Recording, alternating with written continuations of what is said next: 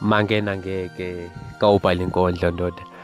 Inkosazana emhlophe engathi ihlala ngaphansi kwehlabathi zolwandle. Zala abantu zibantwini, imbali ziyakhala ziyalila kanti zilele ukufana nawe.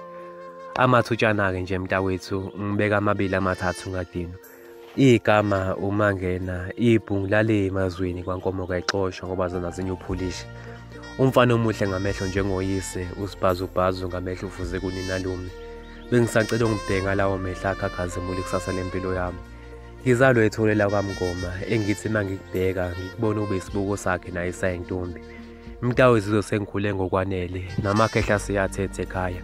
Kanti noma noma bayakhala bathe kanti ngibathuma nini kwanhliziyo ngisa. Inkinga mntakwethu sengiwahambe wonke amangquma angakithi akaze ngambona ofanele impilo yami.